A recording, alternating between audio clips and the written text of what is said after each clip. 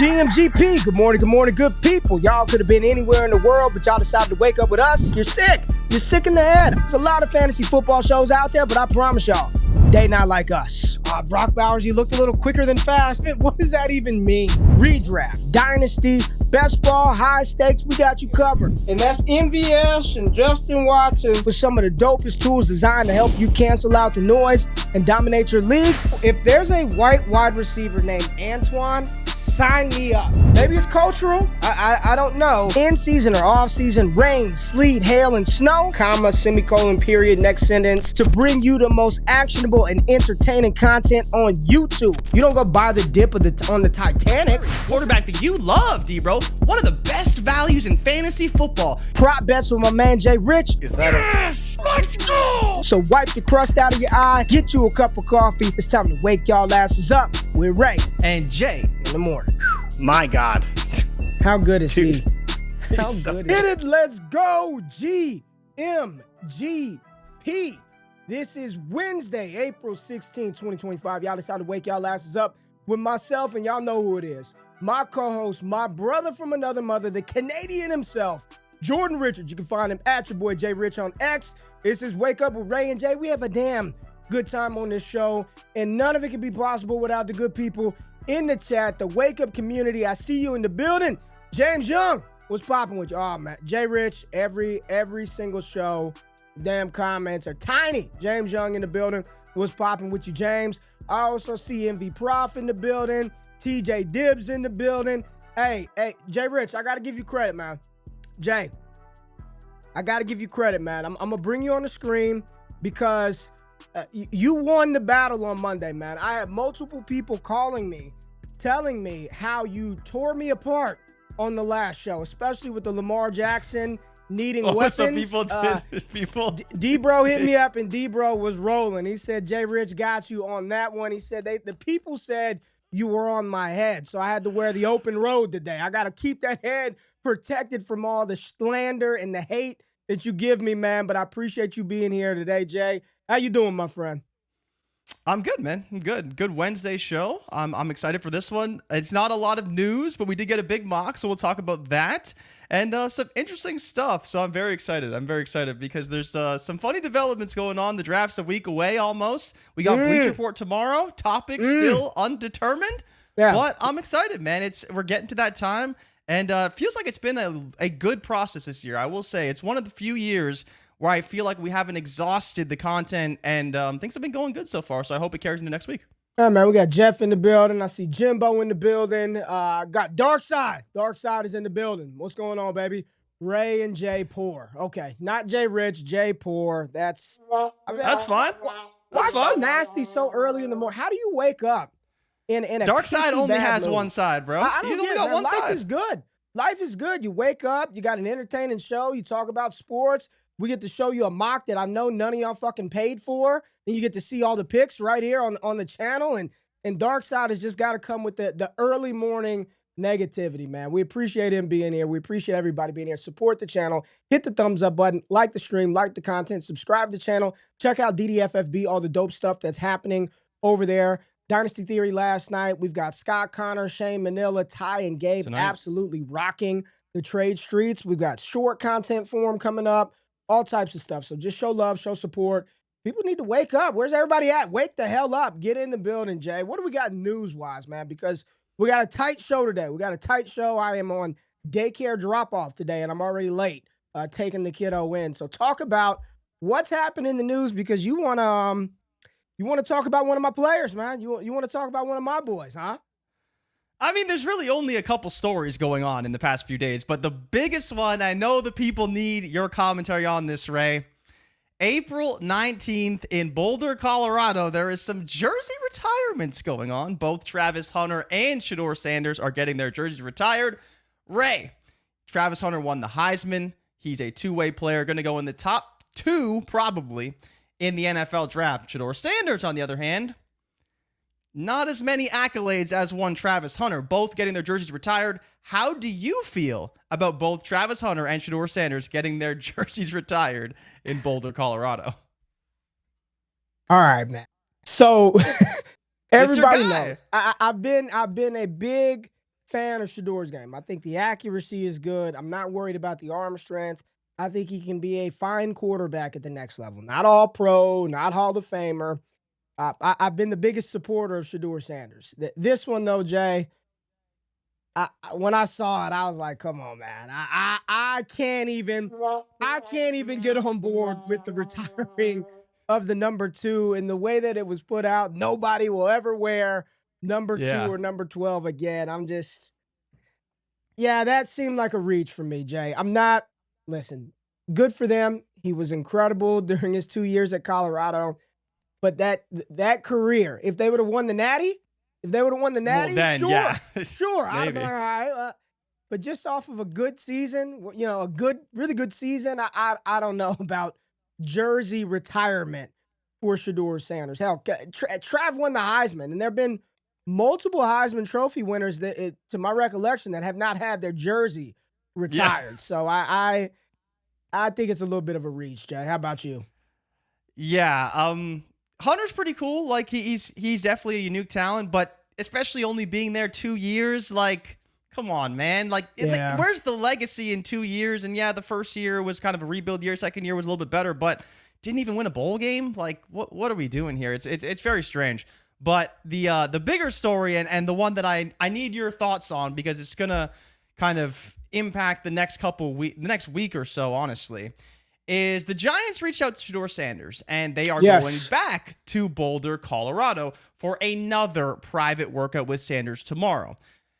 What we learn from that private workout, we'll see, because it's not going to be public. There's not going to be a bunch of media there. It's going to be Right. just the Giants and Shedeur. Right. And one of the big comments was from former NFL GM Mike Tannenbaum. He said, when this happens so late in the process, there's either a big disagreement in the building on their evaluations, or they're reacting to new information. Now, some of that new information could be the Saints being even more heavily favored than they were on Monday to draft Shedeur Sanders, presumably at number 9. But now the Giants are potentially going to pivot to Shedeur Sanders at 3? Because how would you take this information now? They are widely regarded to take Abdul Carter at 3. He's very heavily favored to go there. And then you've talked about how there's a few different teams that potentially could be looking to trade up back into the first to draft Shedeur Sanders somewhere in the middle rounds. If the Saints want him, there's no opportunity for that. And so for the Giants now, do you think there's a world where maybe it's Sanders or bust at pick number 3 after this private workout? I thought it was interesting to see Tannenbaum come out right away once that report that they were having another private workout with him. I thought that was telling. I thought that was interesting for a couple of angles. Is there disagreement about him? Is there some more due diligence that needs to be done? Are they not confident with the 2 quarterbacks that they currently have in the room? Or do they not think that they'll be able to trade back up, as we've seen multiple mocks indicate, and get him? Like, this is happening for a reason. I don't know, man. I really, if I had to put my money on it today, and we're 8 days away from the NFL draft, we'll be live next Thursday, so make sure you pull up to the channel. I don't think the Giants are taking him at 3, Jay. I don't think that's happening. I don't think they're going to take him at 3. I think Travis Hunter is coming off of the board at 2, and then at 3, I'm going to stick to what I've been saying for the last 6-7 weeks, that the Giants at 3, if they're not going to take Shedeur Sanders and Travis Hunter is off the board, I would shop the pick.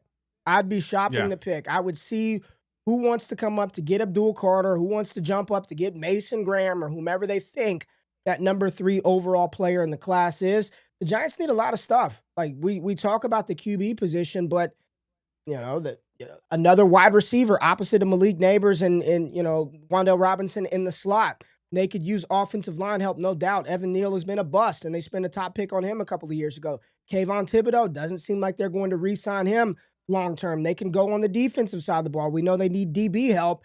I just don't believe that they're going to take him at 3, but I also don't think Tyler Shuck is the answer either. I don't know if you saw the video that Brett Coleman dropped the other day, yesterday on Tyler. This whole Tyler Shuck thing, I really believe you're just burning money, dude. It is worse than probably trying to lay a 20-team parlay. I don't think he's that good. I think this is manufactured hype and pump and pub, but I don't think Jalen Milroe nor Tyler Shuck are the answers either.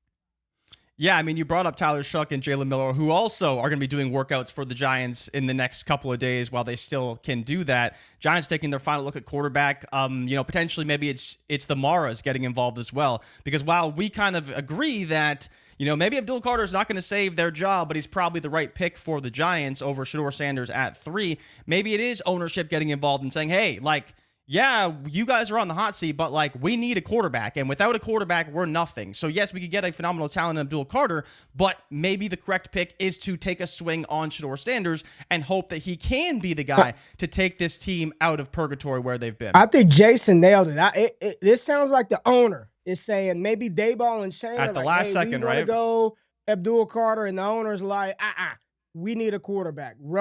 Danger Russ, and Jameis Crablegs Winston. That is not enough. And honestly, I don't believe Sanders is enough, Jay Rich, for them to compete in the NFC East. This is a tough division. It's a tough division, led by Jalen Hurts and the Super Bowl champ Philadelphia Eagles, followed up by Rookie of the Year Jaden Daniels and that high-flying offense. I don't think Sanders nor Cam Ward are going to be the saviors and the elixir for the New York Giants that the owner or fans may thirst, crave, and need. I think this is going to be a little bit of a rebuild for them, but it's very interesting to see them going back to the table for this quarterback. And then you also mentioned Jalen Milroe and Tyler Shuck. Yeah, Jalen Milroe headed to the draft, right? We saw that, which was interesting because we don't want, or you would think the NFL doesn't want another Will Levis situation, but all reports for us basically have Sanders, Dart, and Ward as the 3 quarterbacks that are probably going to go in the first round. Maybe a Milroe or a Shuck slides in there, but it just feels like they're destined to be day 2 guys. But outside of that, I don't really see how this makes sense. But as you said, if you're trying to save your job, and I've been saying this for feels like weeks now, I want the Giants to do something absolutely crazy. I want them to trade their next 2 draft picks to try and, save their jobs and stuff. I mean, Amaro would probably never sign off on that, but they have to do something. And drafting Abdul Carter doesn't seem like the answer, and neither does drafting Shedeur Sanders at 3. But I think if you were to take a swing on any player, the needle mover, the biggest guy who can make a difference for your team would be Shedeur Sanders if somehow it worked out, because he's a quarterback, and the quarterback is the most important position in the NFL. I do have to ask you, though, do you think there's any merit to Travis Hunter coming out in a statement and saying that he would retire if he can't play both ways? There's also been plenty of reports that have stated no team has specified saying that he cannot play both ways, or they would prevent him from playing both ways should they draft him. I mean, we all kind of expect the Browns to be the team that drafts him right now, but it's just weird to see something like that come out. Maybe it was just something he was asked about and he just answered the question. Yeah, I think it was a little dramatic, right? I'll never play football again if they don't let me play both ways. When the reality is, I believe any team, whichever team drafts him, it'd be silly not to give him an opportunity to play both offense and defense. He will get the opportunity to play both offense and defense. And I'm reading between the smallest college-ruled lines that you can find, Jay Rich. He said Roger Goodell better announce him as wide receiver and defensive back. Every time he speaks, receiver's the first thing out of his mouth. Receiver, DB. Receiver, DB. I want to be announced as a wide receiver and defensive back, and I will stand 10 toes down. I went to an HBCU myself, Texas Southern University, so I was very much vested in Shedeur and Dion and Travis Hunter when they first signed off to go to Jackson State. Following him from Jackson State all the way up to this point right now, he is the one position that he has maintained that I'm going to do is it seems like he's hell-bent on playing wide receiver. The only time we saw him work out during this pre-draft process, what was he doing? Running routes at Colorado's Pro Day. I think he's going to play both ways, but if you're asking me today, I think when it's all said and done, he settles in, his primary role in the NFL will be a receiver. That's what I think, Jay. Do you feel any differently? A lot of people want to say they don't know. Nobody wants to take a stance because they don't want to be wrong on something that only Travis Hunter and the team have control over, so who cares? I just think he's going to play receiver. I think that's what he wants to be. I'm looking at Kiper's pick. He's listed as a receiver and a cornerback first. I think he's going to play receiver more times than not in the NFL. Yeah, I mean, the Browns have already said they view him as a receiver, so I kind of expect him to be a full-time receiver or whatever you want to call that. 70% of snaps is fine for him. That'd be a full-time role. And then whatever he gets at corner, especially on the Browns where they have good corners already, he doesn't need to play as much corner, I don't think, on the Browns. He's much better served at receiver, depending, what they decide to do at quarterback. But having Jerry Jeudy, Travis Hunter is a pretty solid foundation for an offense, and then still being able to do things on the defensive end. But if I was Travis Hunter, why would I want to play full-time corner and part-time receiver? Everyone knows it's an offensive league. You should play full-time receiver and part-time corner, and you can probably get paid for doing both as well. So if I was Travis Hunter, I'd be playing full-time receiver and part-time corner. That way you get the accolades of playing both, but your real position is receiver. Well, you'll probably get paid more as well, at least the way contracts are in the NFL right now. You're probably making an extra, $50 million if you're a really good receiver versus a really, really good cornerback. I think I'd be playing receiver if I was Travis Hunter as well. I got a fellow Tiger in the building. Shout out TSU, man. Laceville89 said, what year, bro? I was at TSU 09 to 11. I graduated in 09. I was there from 2006 to 09, and then I went to law school there from 2009 to 2012, the 3 years there. So we probably crossed paths, man. We probably crossed paths. Absolutely somewhere on the Tiger Walk, somewhere, gallivanting around 3rd Ward, Texas, baby. We probably crossed paths. So appreciate you tapping into the building, man. We got a mock to get to, though, Jay. Mel Kiper and Field Yates dropped a not 1, not 2, but 3-round mock where they went back and forth. We're going to talk through it. Which players you like, would you rather inside of here, some discussions about some of these guys, because this is where we're at in the process. It's the draft. It's all draft stuff. It's player fits. It's team fits. It's what do you think? Would you rather this player at 3 versus 33, this player at 4 versus 34? We're going to talk about it. So let's pull up the board and get right into it. I see my man D-Bro in the building. Gentry, if Trav is mainly, do you believe, let me just ask, because you have not spoken on this. If Travis Hunter, do you think he's that good of a wide receiver prospect? There are people out there that think the folks that compare him to Justin Jefferson are out of their damn mind. They don't know what they're watching. He's a very talented athlete, but to put him in this wide receiver one land territory, it's asinine. What are your thoughts? I just truly want to know what you think about Hunter, the receiver. Not the athlete, not the playmaker, but just sticking him out there at wide receiver and saying, go get it. He's on he gets drafted by Cleveland. He's a primary wide receiver. What do you think that looks like inside of that offense? I think that's the best role for him, and he would be my wide receiver 1. Yeah, so someone asked a question about this, and I made a short about it, just from a fantasy perspective, what is success for Travis Hunter, and what does he have to play to be that wide receiver 1? And it's approximately 70% of snaps, right? That's, if he can hit that mark at wide receiver, he has every shot to deliver on being that top wide receiver 1, because we know that Ted McMillan is going to probably play 70% of snaps. He's going to play a lot because he's a primary receiver. But if Hunter can play 70% of snaps, I do think there's a world where he is pretty easily wide receiver 1. The talent that he possesses and the game-breaking ability that he can provide, especially for a player who is a little bit raw, you are betting on the upside of him getting better and better as well, right? He's not a player who's played receiver his whole life. And when you're talking about a player like Ted McMillan, who is very talented, but Travis Hunter is not a receiver, and he still at times already looks better than McMillan. So why wouldn't you just bet on that guy to get better and improve? And if he refines himself as a wide receiver, then he's only going to get even better. So I think a lot of people want to see Travis succeed. I think we already know he's a pretty good corner, but he needs to get better at receiver. But yeah, he's my wide receiver 1 if he plays a full complement of snaps in the NFL, 100%. Okay. I don't want to be the poo-poo guy today, because I'm a big fan of Travis Hunter. I also said I would place him at wide receiver 1. I think the Justin Jefferson comparisons are lazy, because Justin Jefferson, the prospect, is not Justin Jefferson, the player. You go back to 2020, Justin Jefferson, the prospect, was the second best receiver on LSU behind the guy that was coming out the following year in Jamar Chase. And amongst that 2020 class, there was little debate that CeeDee Lamb was the wide receiver 1 of that class. You also had, and I'm not going to put names out there, but any big name analyst that you can think of, especially those that dive into analytics, Jalen Reagor was ahead of him. 18-year-old breakout, dominator rating back in the days when all of that shit was popular. You had Henry Ruggs. You had Brandon Ayuk.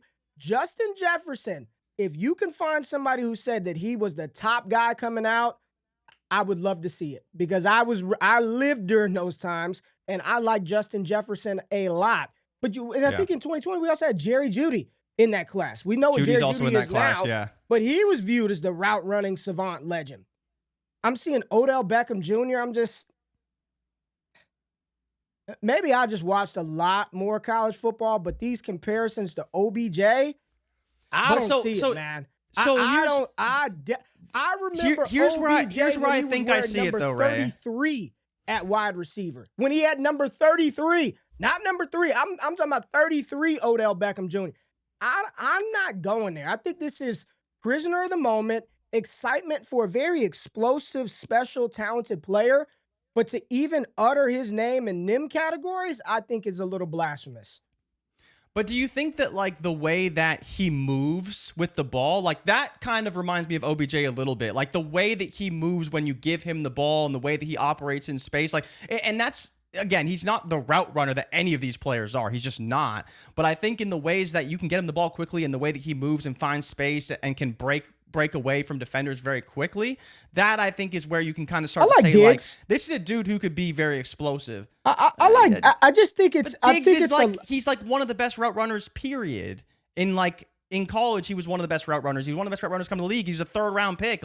And he just became a great player. Jefferson's, similar in that respect. It was just a slot versus outside type of thing. But here's my thing. I think it's just a movement thing. I'm not here to debate anybody's personal comparisons, man. I'm not shitting on any. If you think he's Jefferson, cool. If you think he's OBJ, fine. Yeah. I just personally think that we are excited for a very talented, skilled football player. Like, there's no doubt the talent is off the charts. And could he develop into that at some point? If you're telling me, Ray, I think he can be, but to comp him as that now? Yeah. No way, dude. I mean, that's even higher and loftier than we were comparing Marvin Harrison Jr. last year. Some people saying I see neighbors in his game.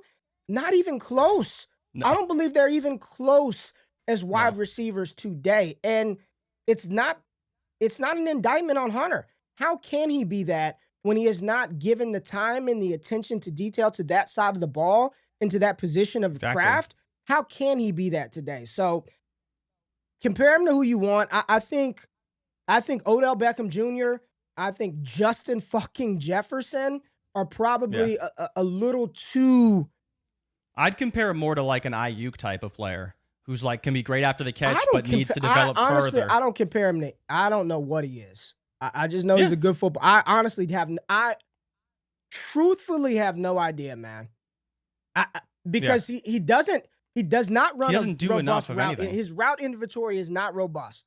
It is not. He has not been deployed. He's going to run the hitch route. He's going to run the go route.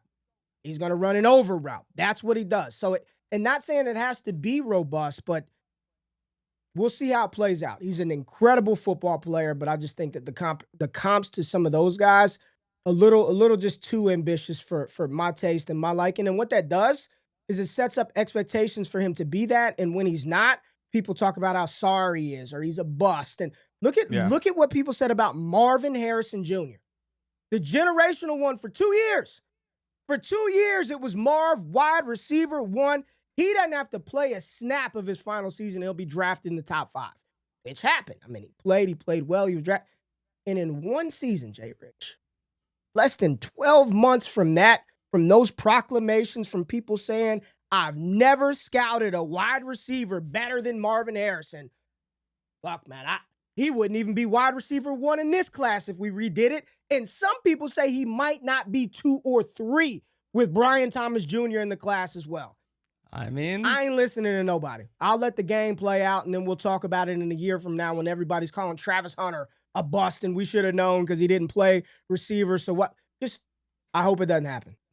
Big Trav fan. I'm Colorado 2.0. Let's get into mock. Mel, Field Yates, Jay Rich. Anything shocking at the top? Cam Ward, Travis Hunter, Abdul Carter, 1, 2, 3. No, that's chalk right now. You can go down to 4, 5, and 6 with Will Campbell, Mason Graham to the Jags, and Ashton Genty. A Membu at 7 to the Jets. I mean, Carolina taking Jalen Walker, Chalk City. But at 9, Ray. All right, so we're chalk. Just at 1 through 8, Jay. Do we even need to recap, or are we just Chalk City? Nah, for anyone who hasn't been paying attention, this is about as chalk as it gets. I mean, maybe the Patriots pick with Campbell, but he seems to be the pick right now. 1, 2, 3 is locked in. 9, though, Shedeur to the Saints. Sort of new information, right? It's more recent. The Saints are going to take Shedeur.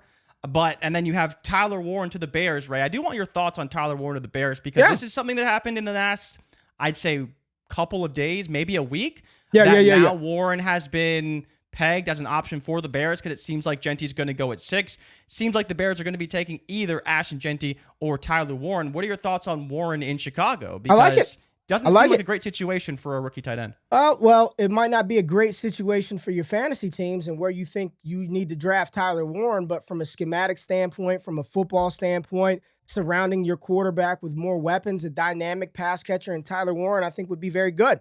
Caleb Williams also came out yesterday and said, I don't want to be friends with any other quarterbacks in the league. I want competitive advantage. He's got, seems to be dialed in and locked in for this upcoming season with Ben Johnson. So I think Tyler Warren would be a good fit in Chicago, Jay. I like the fit. Kelvin Banks, offensive tackle out of Texas, goes to San Francisco. I love it. Give that offense, give Christian McCaffrey, give Brock Purdy time. And you've got to think of a plan for when Trent Williams' career eventually wraps up, which is going to happen sooner rather than later. So I really love Kelvin Banks right here. A lot of people think he's OT1. And then the Dallas Cowboys, Jay. I mean, it had to have been about, 2 months ago? I first started mocking Matthew Golden to Dallas, and now this feels like the consensus pick. It's almost like I know a little something about football, dude. Almost like I know, Jay Rich. Just a little bit. Just a little something. Just a little bit. It's funny because this was Kiper's pick, right? He talked about maybe putting Hampton there. He's put Hampton there before. Now he's going with Matthew Golden. I mean, this is so people who, we ran through the mock pretty quick, Ray. Wide receiver 1, Matthew Golden. Bit of a surprise for some people because it's kind of McMillan or Golden. Right. But the Cowboys, their fit, in my opinion, and feel free to give your thoughts, I think the better fit is Matthew Golden. It may be a little bit high for Golden, especially for some people, because a lot of people don't like him because of his advanced metrics. But I think it's the right fit for Dallas and definitely overtaking a running back like Omarion Hampton at 12. Yeah, a lot of people do not want that Hampton in Dallas at 12. Will Johnson, who had his pro day the other day, or private workout, however you want to call it, he goes to Miami, and there was news that Jalen Ramsey and Miami, they are going to go their separate ways. So Jalen Ramsey going to have a new home in 2025. Will Johnson did not run the 40. Are you concerned? I don't know if I should be or not. Because I think it was Marcus Mosher who put out his metrics because I think he ran the shuttles and the 3-cone, and they were still not great. Not great. I believe they were sub 20 percentile. Yeah. For all of those runs, but he is hurt, right? So it's is he running it because he feels like he has to, or is he actually healthy and just isn't like that, And it's funny because this pick was made before the Jalen Ramsey news, and then the Jalen Ramsey news came out, so they're definitely going to be taking a cornerback with this pick, whether it's Will Johnson or not. I'm not so sure, but yeah, I think this is a great pick for the Dolphins because they already lost who's the safety? Oh, Javon Holland as well, and they're going to lose Ramsey, so they got to take a defensive back, and I think Johnson's a fine pick. Do you think he's the right pick here though for Miami? I think they can go Johnson, they can go Jahdae Barron. Either or, I would be fine with, but I think defensive back, or especially with Kelvin Banks off of the board to protect Tua, I think this is a fine pick for Miami. Chalk here at 14 with Indianapolis taking a tight end, Colston Loveland. Atlanta, Mike Green, which means this will not be the pick. I'm already thinking of what edge I'm going to put in Atlanta. It is just Mike Green, Mike Green, Mike Green. The Arizona Cardinals take Jahdae Barron, the aforementioned cornerback out of Texas. Cincinnati goes Walter Nolan. Big DT out of Ole Miss. In Seattle takes Gray Zabel, a common staple. Pick, team, player, fit. They need interior offensive line help. The Hawks go North Dakota State. Tampa Bay, Nick Emanwari pairing him up next to the All-Pro Antoine Winfield Jr. And at 20, Jay, I have not seen the pick. I'm just going to assume it's either Ted or Hampton. I haven't seen the pick. Is it Ted or Hampton? You'll see. You'll see. Yeah, there it is. Omarion Hampton. Omarion Hampton to the Denver Broncos. At pick 20, we've got Derek Harmon, DT out of Oregon, going to Pittsburgh at 21. 22, the Chargers take Emeka Egbuka at 22. Green Bay goes Shamar Stewart. The Vikings take Donovan Jackson, the guard out of Ohio State. And the Houston Texans take Teterora McMillan. Jay Rich, we went through a bunch of picks. I know you wasn't feeling this one right here. When you saw it, you said, I don't understand why they would do this. This makes absolutely zero sense. Talk about your disdain of the Chargers taking Ohio State wide receiver Emeka Egbuka.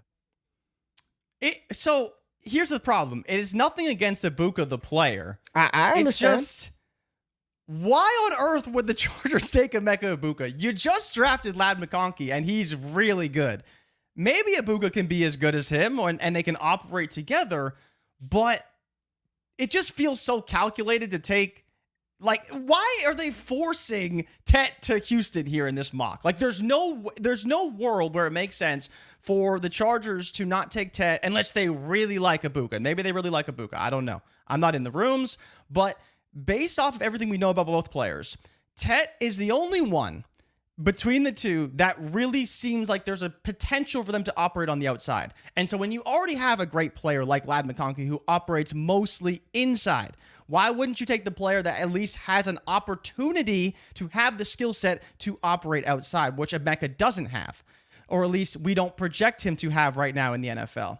So it just seems really, really calculated in this mock to put Egbuka here where he is never mocked here. He's never been projected to go this high, especially to the Chargers, to then have McMillan fall all the way down to Houston where it's like, oh yeah, they need a receiver and they're going to get the best one in the draft. What a steal. What are your thoughts on the Chargers taking Egbuka and Tet going to the Houston Texans? And which one do you think would be more successful in the NFL? I'm with you. I'm struggling to see how two slot dominant players thrive on the same team. You're not going to line Ladd outside, and I think it would be why ask a player to do something that they're not comfortable doing. And I don't want to hear about Jefferson in the slot. Like, go back to 2018. I'm not going to dive down that rabbit hole again. I don't really like it. I don't like the fit. I don't think that would be good for Egbuka or Ladd McConkey. It just seems like, why not take a different archetype of receiver? I've seen Matthew Golden mock to LAC. I've seen Tet McMillan. Egbuka, not a big fan of it. And Tet to Houston, I actually kind of like it. Like it. Nico's still it's good for him. Nico's still your guy. Like, Nico's the one. Nico's the field stretcher. Nico's your big play guy. Nico's your red zone threat. But I've also seen CJ Stroud just feed folks. Look at what he did his rookie season with Tank Dell, with Nico Collins. What started to happen early in the season with Stephon Diggs. And here's the thing. Even though Ted is 6'4", 215 pounds, big wide receiver, you look at him, you're like, he's an outside guy. He thrives over the middle of the field. He thrives over the middle of the field, which is much different than the way that Nico Collins plays. A lot of downfield work for Nico Collins, a lot of go routes, a lot of corner routes, a lot of deep dig routes. Tet McMillan can operate slants over the middle, in breaking routes. He uses his body really well to position and shield off defensive players. I think this would work.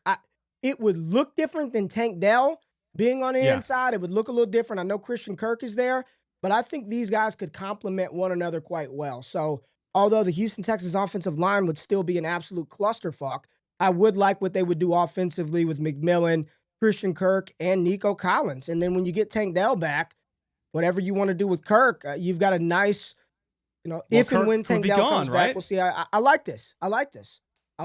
Yeah. Let's keep and I think it shields McMillan from having to be the guy too early, right? Correct. Like, he can develop and work into that, like you've always said, right? I agree. Maxwell Harrison, cornerback out of Kentucky, goes to the Los Angeles Rams at 26. Love the pick. Malachi, I'm telling you, dude, somehow Baltimore, someone's going to fall to Baltimore. And Malachi, you pair this safety up with Kyle Hamilton. Yeah. I ball hawk all day. That's all you got to do. Love Just it. sit back there. Jay Rich. This is probably, of the entire 27 picks we've looked at, my favorite one is Malachi Starks to Baltimore. At 28, Detroit gets a baller, Mykel Williams, the edge out of Georgia. And then we've got a trade with the Cleveland Browns trading up with the Washington Commanders. The Browns get 29 and 128. The Commanders get 33 and 67. So they get a 2 and a 3 from the Cleveland Browns, and Cleveland takes their quarterback of the future, Jackson Dart, out of Ole Miss. Buffalo on the clock at 30 takes Trey Amos, a player who is getting a lot more steam of late, being a first-round pick. Josh Connerly, O-tackle out of Oregon, to Kansas City, and Jahad Campbell, who has apparently fallen because of shoulder surgery concerns and issues, goes to the Philadelphia Eagles. Another steal for Howie Roseman and the Eagles at 32. Jay, anything you want to say about those picks 26 through 32? No, I thought they all addressed a lot of needs. Cleveland trading up, Washington trading down makes a lot of sense. What are your thoughts on Jackson Dart in Cleveland? Right? He'd have Travis Hunter. He'd have Jerry Jeudy. Kevin Stefanski designing the offense. Some semblance of the running game. It's not bad. I like it. And he wouldn't start. You throw Joe Flacco out there. You let Flacco do his thing. And once that goes up in smoke, you put in Jackson Dart. So, I'd be fine with it. I'd be fine with it. And they gave up, a 2 and a 3? They didn't want to risk. Yeah. They didn't want to risk the Giants or somebody else doing it. Washington, they need a couple of they've lost some draft picks, right? Washington traded away some picks to get Larry Tunsil. They traded away, I believe, a 5th rounder to get Deebo Samuel. So Washington recouping some of that value. And I saw what they did at the top of the second. Love what they've done, which is address the big position of need. So let's get into the second round, because the Commanders take Donovan Ezeraku at the top of the second.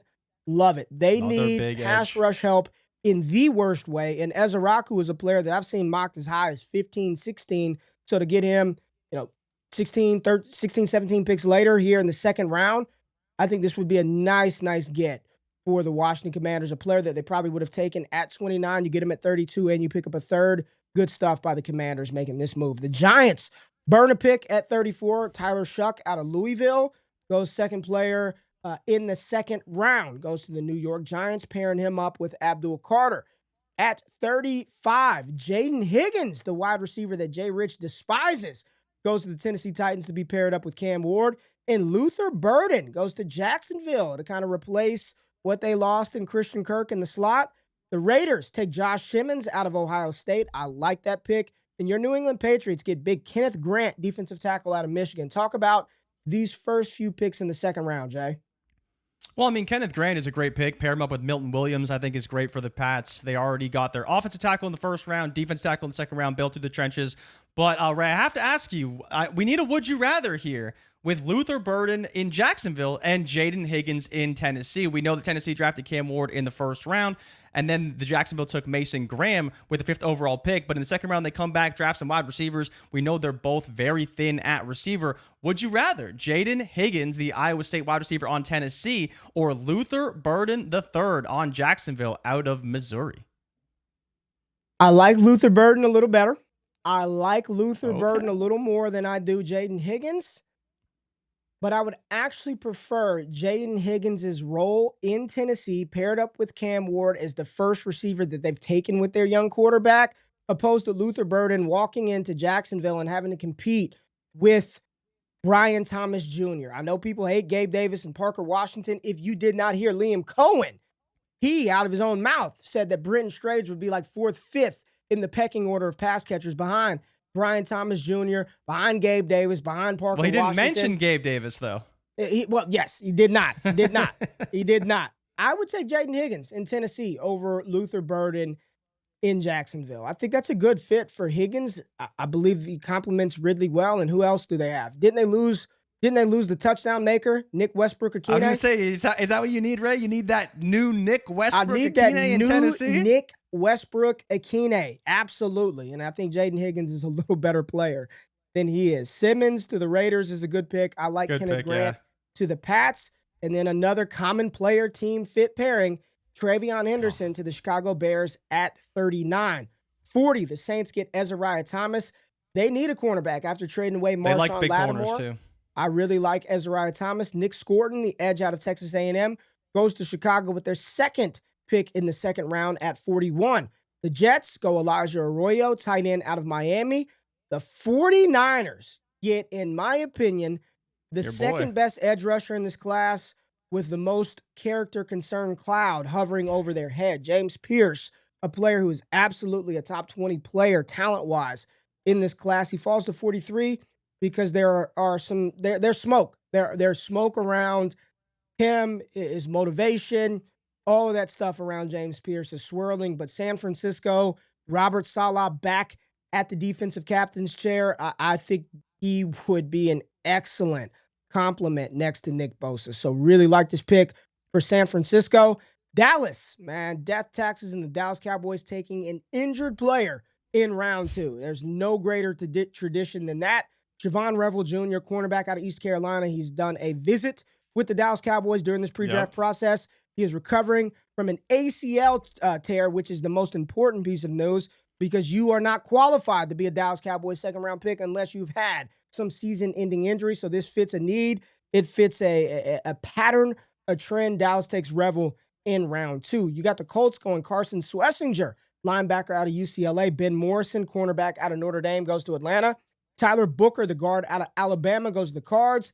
The Dolphins take Darius Alexander, and then you've got at the 49, your boy, Xavier Watts, going to the Cincinnati Bengals. And at 50, Jonah Sevenaya, the interior offensive lineman, goes to Seattle. Seahawks fans, it may not be a sexy draft, but they all tell me interior O-line is what we need. Gray Zabel in round 1, Jonah Sevenaya in round 2, and my boy, Mason Taylor, going to the Denver Broncos at 51. Talk about it, Jay.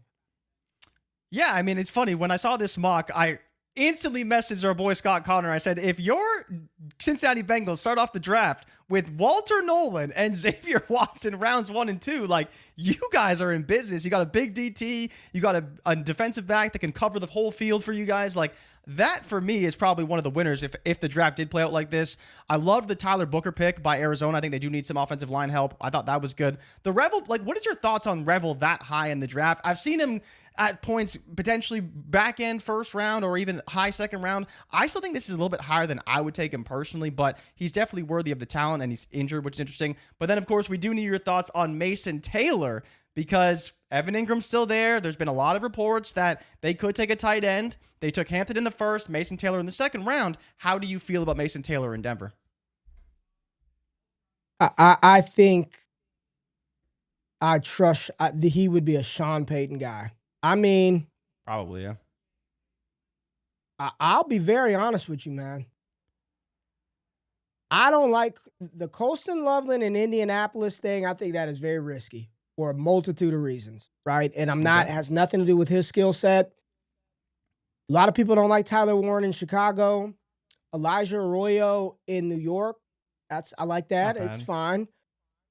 I would trust that this guy, Mason Taylor, would be on the field quite early. Evan Ingram is not the model citizen for health and consistency. The NFL bloodlines, Sean Payton's track record with the tight end position. Jordan, I think he would be very good. You might? I thought you were going to go to put him. Were you going to put him at number 1? I wouldn't say 1, but I wouldn't say he'd be much further down than 2. I think there's a real world that based on these landing spots, the capital, the situation, the lack of weaponry that Denver has around with a young, I'm not saying 1, Stanley.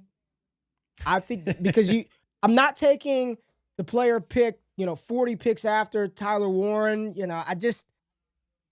I really like this fit, man. I really like this fit for any of the tight ends, whether it's Arroyo, but in particular, Mason Taylor landing with Sean Payton. I think this would be a really good fit for Mason Taylor, both real NFL and fantasy football. Jack Besh, TCU wide receiver, goes 52 to the Seattle Seahawks. We've got Darian Porter, the big cornerback out of Iowa State, going to Tampa Bay at 53. Jalen Knoll, wide receiver out of Iowa State, goes to Green Bay. And then the Chargers take Quinshon Judkins, running back out of Ohio State, at 55. Buffalo, cover your ears, man. I know, dude. Not only do we have to deal with the curse of the TCU receivers, you got 2 of them in round 2. At 56, Buffalo takes Savion Williams in the second round. What a terrible pick, Ray. What a terrible pick. I feel there's no defensing this. Like, I've seen reports that people aren't even sure if he can play wide receiver in the NFL. Yeah. Like, at all. And he's going to be more of like a Cordero Patterson. Yeah. Which, like, cool. Like, Cordero Patterson's had a great career, but, like, you don't draft that guy in the second round. especially if you're Buffalo and you have a lot of glaring needs defensively and wide receiver. While you could use one, it isn't like a position you really need to address. So Yeah, it's very, very this weird. kind of took But the steam out of the Judkins show. and A little LAC bit, man. though. And then Ooh, Buffalo, buddy. they've got 2 second-rounders, and then they blow one on Savion Williams here at 56 after signing Khalil. Yeah, man, Makes no sense. Whew. Yeah, not a fan of that one. Ozzie Trapillo, the offensive tackle out of Boston College, goes to Carolina at 57. Interesting. Carolina did not, bear with me here, Jay. They did nothing weapon-wise around Bryce Young. They got an O-tackle. Yep. They got an edge rusher. On an edge. Let's see what they do in round 3. But let's ride Adam Thielen. Let's ride Xavier Legette. And then where's the Coke boys? Where's the Coke heads at? Coke You know? boy, baby. There it is, Jalen Coker. Yeah. All right, 58. Houston takes Anthony Belton, the big offensive tackle out of North Carolina State. Baltimore takes JTT, the edge rusher out of Ohio State. Marcus Bowe, guard out of Purdue, goes to Detroit. Jacob Parrish, cornerback out of K-State, goes to the Commanders. And Femi Oladejo, the edge rusher out of UCLA, goes to Buffalo at 62. 63, the Chiefs take Landon Jackson, edge rusher out of Arkansas. And the Philadelphia Eagles take Kevin Winston Jr., safety out of Penn State. Anything you want to touch on before we get to round 3 of this mock? No, but I do think we skipped over Jalen Noel a little bit. Did we skip over Because we Nolan didn't even talk about Okay. it. We skipped over Nolan Judkins a little bit. All right, let's do it. Let's do it. It's like, this is such a Packers pick because they already got Jaden Reed. They got Wicks. They got all these second, third round receivers. Then they go and get Jalen Noel, who, like, Ray, let's be honest. How much different is he than Jaden Reed in this offense? Like, are they going to actually use him outside? Is he going to play inside and outside? Like, he can do a bit of everything, but that doesn't seem to be a good thing in Green Bay right now. You need a guy that can probably just do one thing because you already got like 4 guys that can do everything. So what are your thoughts on Noel in Green Bay? And I love Judkins to the Chargers. I think people will hate it, but I think it's a great fit for Judkins overall. Like in his long term, I think he'll be great once Najee either gets hurt or he splits. Well, carries with Najee never or gets he hurt. replaces Najee. Najee never But gets hurt. Whatever He ends never- up happening, I really love Judkins heading into year 2, and I He's think on a people will one-year- hate it. I think, here's my thing. I think Najee's going to play very well this year. I think Yeah. he's going to have a good year in Los Angeles, and he's on a 1-year deal. So if the year is good but not great, and you spend a second-round pick on Judkins, then the natural, flow of the process is in year 2. It's Judkins season. I don't think it would be year 1. I don't think he would overtake the backfield. And unfortunately for people who would be fans of this pick, Najee Harris has not missed a game in his career. He does not miss time, and he's rushed for 1,000 yards every year of his career. He can catch the ball. I think they would work well in tandem with one another. Jalen Noel, he's different than Jaden Reed. He's more, I think he's a more complete receiver in terms of some of the things that he can do. He's just as fast, if not more explosive. I think I'm not going to compare a rookie to a third-year NFL veteran, right? This will be Reed's 3rd year. He is a creatively used player who's very explosive and good in his own right. The best one of the Green Bay receivers, but for some reason utilized less than ideal. Anybody else, basically. It's weird. The real thing is, how good is Jordan Love? Are we sure that That's Jordan Love is the type of quarterback that could just get the? I think that's the bigger question. It's not Reed's talent. It's not Noel's talent. It's not Dontavian Wicks' ability to separate. It's not Christian Watson's ability to get downfield when he's healthy. I just have some question marks. Is Jordan Love really like that? We know the arm talent is there, but is the mental processing there for him to consider? Because what Green Bay did last year is take the ball out of his hands. We're going to run the ball. You ain't finna throw the ball 50 fucking times a game. Like, that's suboptimal right now. We got to slow it down, grind it out with Josh Jacobs. So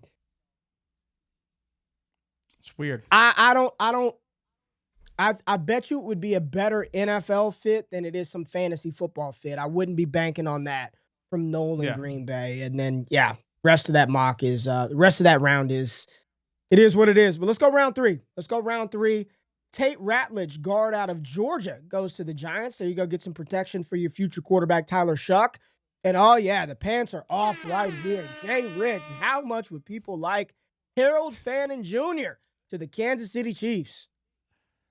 But does it even make any sense? Like, honestly, does it make any sense? Yeah, it makes sense. Absolutely. They need a tight end. But the rationale is he's going to replace Travis Kelce. Like, there's so many tight ends in this draft class that could, in theory, replace Travis Kelce. And Harold Fannin is probably in the lowest of the list. And we would have said that about any of them. If it were Elijah Arroyo, if it were Colston Loveland, if it were Mason Taylor, the byline would be the story would be the same. The Travis Kelce eventual replacement. But it's like, he's even listed as a tight end halfback because he's not a traditional tight end. So, like, I just don't understand how this makes any sense. He's not the right player for what's Kelce, what 6'5", like 250 something? 250, 260. Like, prototypical tight ends are way bigger than him. This is why we go. We said it when we were in Mobile. I watched every snap that he took. Not one time did any NFL coaching member make him put his hand in the ground and play in line. He was H-back, offset, fullback. But Travis Kelce moves around a lot like that too. That move wide tight end role. You've seen players like Jordan Reed of the Washington football team of the past, Trey Burton succeed that aren't built like traditional tight ends. I'll say this. I think this is probably the best possible landing spot because all you want Fannin Jr. doing is running routes. Like, he ain't blocking nobody. That's true. You just want him running routes. So of all the landing spots, I think this one would make the most sense for him and people would lose their minds. The next pick, I love it. It's a good pick. I love it. And the Commanders have already come out and said they need something more explosive in the backfield. Now, we can argue about that, but I love this player because I think he is still a top 3 back in this class. Caleb Johnson goes to the Washington Commanders at the top of the 3rd round. So I'm going to go quickly. Jay Rich, Ashton Jeanty, 6th overall to the Raiders. Yes. Omarion Hampton, 20th overall to the Broncos. Hendo, 39th to the Bears. Judkins, 55 to the Chargers. Johnson, 67 to the Commanders. Rank them. I think it would probably be Jeanty, Hendo, Caleb. Then I would put Hampton, Judkins. I think Jeanty, Hendo, Hampton, Caleb, Judkins would be how people would rank it. So you have Hampton I think Johnson. Hampton in Denver in the 1st round. I'd probably still have him over Caleb Johnson. I think it sounds good, but I don't know if it's going to play out that way. That's my thing. Denver sounds good, sounds sexy, sounds fun. You don't trust that Peyton? You don't trust that? I don't know, man. And honestly, I'm betting on the offense. Like, we saw how many rushing touchdowns were scored last year by the running backs and how heavily they were utilized in the offense. You give Caleb Johnson a piece of that, like, he's probably going to be pretty good. Pittsburgh they traded with the Raiders. They traded a 26th 3rd rounder, the 83rd overall pick, and they get this one right here. And they select quarterback Jalen Milroe out of Alabama. So Jalen Milroe out of Bama goes to Pittsburgh. Kyle Williams, quickly rising up the boards of a lot of people, goes to your New England Patriots. Andrew Makuba, safety out of Texas. Love this pick by Jacksonville at 70. Jordan Birch, edge out of Oregon, goes to the Saints. Ariante Ursary out of Minnesota. Man, there was a time when he was a 1st-round pick in mocks. He is all the way down to round 3 in Chicago. Princely Human Milan goes to the Jets at 73. Talik Williams. Man, what a fall for Talik Williams. Wow. This would be a nice pick next to Derek Brown and Jalen Walker on this defensive front in Carolina. I like Talik Williams at 74. Another stellar pick by the San Francisco, just killing this mock. Like, absolutely killing the trenches. They went Kelvin Banks in round 1. They went James Pierce Jr. in round 2. And then you're telling me they're getting a 6'6", 332-pound Alfred Collins interior defensive lineman when they let go of Javon Hargrave and Malik Collins at pick 75. Smashed it. Good job, San Francisco. Yep. My Dallas Cowboys get a running back, Dylan Sampson out of Tennessee. I know you're not a big fan of Dylan Sampson. I like him, and I like the pick here at 76. This Cowboys draft, what they do? Golden, Sampson, and Revel. Revel. Yeah, not bad. I'm semi. I'm like 60%. I'm not all the way there. It's semi. It's all right. It's all If right. it was Caleb Johnson and Ted McMillan, you'd be Oh all yeah, in. But it's 100% Matthew rocked Golden up, and baby. Dylan Rocked Sampson. up. Wyatt Millum, guard out of West Virginia. The Pats loading up on lineman Wyatt Millum. I heard Chris Long talking about how good he is, and he thinks he's going to Really? be a day two sleeper. Yeah, Chris Long was on with Mike Nice. Renner yesterday talking about Wyatt Millum out of West Virginia. Ty Felton, wide receiver out of Maryland, goes to Arizona. Jared Wilson, center guard, goes to Houston. So they are addressing the offensive front in Houston. Emory Jones, guard out of LSU, goes to Indianapolis. Jack Sawyer goes to the Cincinnati Bengals right here. Joshua Farmer, love this defensive tackle out of Florida State.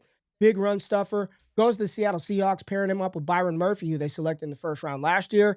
Shamar Turner, defensive lineman out of Texas A&M, goes to the Raiders at 83 with their trade down pick.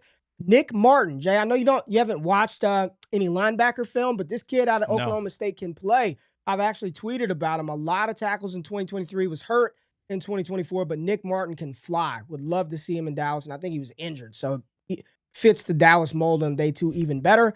Elick Ale-Manor goes to the Denver Broncos. Denver's just the hell with defense. Omarion Hampton, Mason Taylor. Elick Ale-Manor, let's just load Bo Nix up with weapons. Fine fit. It doesn't really move the needle, as you would say. As you would say, it doesn't move the needle. Riley Mills, defensive tackle out of Notre Dame, goes to the Chargers, so they get their defensive lineman. TJ Sanders out of South Carolina goes to Green Bay. Quincy Riley, a cornerback that we saw in Mobile that really caught my eye. He was pretty damn good out there. He goes to Jacksonville at 88. Ty Robinson, D tackle out of Nebraska, goes to Houston at 89. We got a quarterback, Jay Rich. You ready? The Rams get their quarterback of the future. National champion, winning quarterback, Will Howard. Big Will Howard. State goes to learn underneath Matthew Stafford and Sean McVay. How would you feel about old Will Howard in Los Angeles? We've been here before, and it's probably not going to work out, is it? Good for Will Howard, third round pick, pretty solid for him.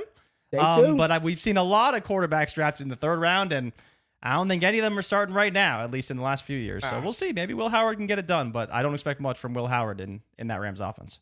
All right, we got Baltimore going. God. Demetrius Knight, linebacker out of South Carolina, just a thumper next to Raquan Smith. Baltimore, just love it. Baltimore just doing what Baltimore. Let me not say anything positive about Baltimore, because anytime you can say anything you want about Baltimore. It's just you claim to be a Cowboys fan, but I think you're a closet Ravens fan. Noel Williams, cornerback out of Cal, goes to Seattle. Trey Harris goes to the Saints. Your thoughts about this one? Trey Harris to New Orleans. I actually think the fit is really well. It fits very good. I think this is a very good fit. The fit is excellent. Yeah. I think it's a very good fit. Little raw of a player, but he does nothing the same as Chris Olave and Rashid Shaheed, right? He can just play outside, do his thing, and let those guys do their thing on the other side of the field, inside. Like, I just think he's a great fit for them. And if he is there in the third round, it's not a bad pick for them at all. I think it's a great pick for them, honestly. Edge rusher Ashton Gillette out of Louisville goes to Cleveland at 94. Dylan Fairchild, the guard out of Georgia. So all of Georgia's interior front, their center and both their guards have been drafted before the end of round 3. And then CJ West, fast at the combine, very impressive. CJ West, D tackle out of Indiana, goes to Philadelphia at 96. The Vikings take Billy Bowman, safety out of Oklahoma. Charles Grant, offensive tackle out of William and Mary, goes to protect Tua in Miami. The Giants take Omar Norman Lott. Me and Stanley like this defensive tackle out of Tennessee. Upton Stout, the cornerback out of Western Kentucky, goes to San Francisco at 100. Kyle Kennard, edge rusher out of South Carolina, to the Rams at 101. And then Barrett Carter, linebacker out of Clemson, to the Detroit Lions at pick 102. Was there anything in that last little subgroup of picks that you want to talk about, Jay? No, I don't know any of these guys, man. We're too far down now. We're too far down now. But who is your favorite pick? Who's your favorite pick in the hundreds? What'd you say? This is outside of your top 100 board? We're a little deeper than the top one. The Jay Rich 100? You know, Scattaboo would have been on my top 100, but I can respect what Mel and those guys. Who was missing from the mock that you were expecting to hear their name called? No expecting to hear their Scatterboo. name called? No Scatterboo. Not really. There wasn't. So here's what I will say though: there wasn't that many running backs drafted. There were Because there's not. what, 5? Six. That's it. 6 with 6. Sampson. Sampson was the 6th. Oh, Sampson was the 6th. Sampson was the 6th. A little surprising, but yeah, I think I kind of expected to see a bit more running backs. But then I think if this happened, 4th round, holy, you'd see a lot of running backs probably in the 4th round. Day 3, we got Martinez, we've got Scatterboo, you've got Ollie, you've got Giddens, you've got Neal, Brashard Smith, and Harvey, Trevor and all those guys. I mean, it's running back city on 4 and day 5 3 would be a lot. I think that's what's going to happen with. You'll have your big group of sort of the elite running backs go early. Maybe a Sampson sneaks in. Maybe it's a Neal, a Scatterboo, a Brashard Smith, a Damian Martinez, whomever it is. But rounds 4, 5, 6, it's probably going to be double tap. I want 1, 2 running backs, right? I think that's what it's going to be once we get to next Saturday of the NFL draft, Jay. Let's go to the comments real quick. Holler at the chat before we get out of here today. See some stuff, man. There's a lot of stuff we missed. Jeez. Jordan James was asking about Caleb Johnson. He went to Washington, top of the 3rd. Yep. He went to Washington at 67. Ray, why didn't the Panthers take a weapon? Jay, why didn't they take a weapon, man? Well, do they need a weapon is the question, right? Yes. They have their running back. They have some wide receivers. And their defense is awful. Like, let's not forget, this is a team that was historically bad defensively for like the first, 12 weeks of the season. Then they sort of got a little bit better. Like, they do need defensive help, and they really like Jalen Walker. If they can get Jalen Walker, they're going to take him.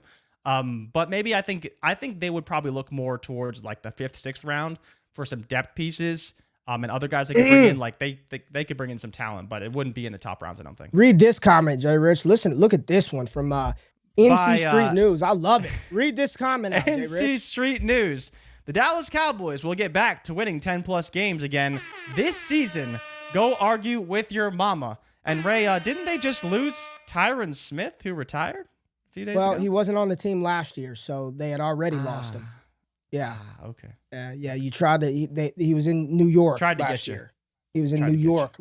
Oh, yeah, Buckeye DK loves that Will Howard. Buckeye DK. It's a whole. He's a winner, right? He's a winner. That Will Howard, man. They love that damn Will Howard. Denver, another cornerback. There's no O-line for Denver. Yeah, just Denver straight offense for the Denver Broncos. And then, yep, Brooks, I see you in there. Scribbles, Panthers have wide receivers. As they're listed as wide receivers, I would not say they're good. Maybe Canales thinks he's got a truck, not a trailer at quarterback, and Bryce Young can lead them to the promised land. I did see a couple of Panthers fans or beat reporters and analysts of the Panthers team. They talking about trading for Jamison Williams. I don't know how viable that is, but apparently Jamison Williams could be had. Really? Maybe I'm fake news in it, Jay. I'm just telling you what I've seen from Carolina fans and Carolina analysts that Jamison Williams. We didn't even mention Leggett, too. What about pairing J-Mo back up with Bryce? Pairing him back up with Bryce. It's interesting. I mean, it's the thing is, that's one of those things that sounds good in theory, right? But is he going to play it on the field? We'll see. It does sound good in theory. We'll see. It is what it is. All right, hit the music, man. Hit the music. Got a super chat. Rico. Appreciate you, Rico Stone. Sanders, let's go. How would you draft Travis Hunter in traditional leagues versus best ball? I think I draft him the same. Me too. Yeah. Like, if you think he can play a full complement of snaps, he should probably be wide receiver 1. If you don't think that, then you have to decide where you'd place him. But I probably wouldn't draft him lower than wide receiver 3. And I'd probably take him in the top 7 or 8. The NFL draft plays out like this mock. Is he your wide receiver 1 over McMillan in Houston, over Ibuka in Los Angeles, and over Golden in Dallas? Yes. He'd be number 1 in Cleveland. Yes. He's not going to be the one in all these receivers are not going to be the one in any spot. And Hunter probably won't either, but I would just bet on the talent. I was going to say, is Hunter going to be the one in Cleveland over Judy? I mean, Judy's contract is what? Did he even re-sign yet? He's only got one more year, I think. Was it only, so he's just unsigned? No, man, they gave Judy money, dude. Judy got paid before the trade. I think he was paid before the trade, right? I'm almost positive. No. They Judy's traded him because they didn't want to extend him. Well, then Cleveland extended. He's got a 3-year deal. Yeah, he's got a 3-year deal right now. So he's under contract for the next 3 seasons. Yeah, he ain't going nowhere. But it's nothing crazy though. Like Hunter could supersede Judy in the pecking order pretty easily. Like Judy's a good player. He's not an amazing player. Pretty easily? I mean, Cortland Sutton did it, and Cortland Sutton's not that good either. So Easily? depends on how they want to utilize them. I mean, Yeah, the dude, easily. I know he had 1,200 yards last year, 90 catches, 1,200 yards, and that was after being. And you don't see that shit happen because he was traded mid-season, right? Yeah. He was good. He was very good. But we'll see. Yeah, I think it's All right. possible. All right, one more Wednesday show before the NFL draft. We appreciate y'all pulling up. Make sure you subscribe to DDFFB Fantasy Football channel. Make sure you subscribe to this channel. More content on the way. We will be back on Friday. That show is all about you, the people. So make sure you comment below in this video, not in the live stream chat. What they want us to talk about on Friday as we get to the NFL draft. And D-Bro, Jay, I told D-Bro he's got to come on. We've got to do a comp show. I want to do a comp show going through like 50 players and just comparison.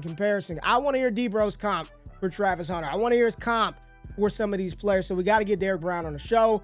Jay, thank you for being here. Good show, my guy. Appreciate everybody in the chat. Wifey's in the building. Kevin, Brooks, Scribs, Jimbo. Appreciate everybody. Dro C, JR Enterprise. And yes, Dark Side Dev. We appreciate you being in the building as well. Wake y'all asses up on Friday.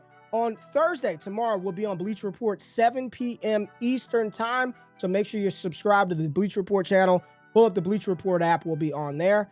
I got to go, man. Got to get the kiddo to school, Jay Rich. I appreciate everybody being here. We'll see y'all on Friday. We out in a second. Peace.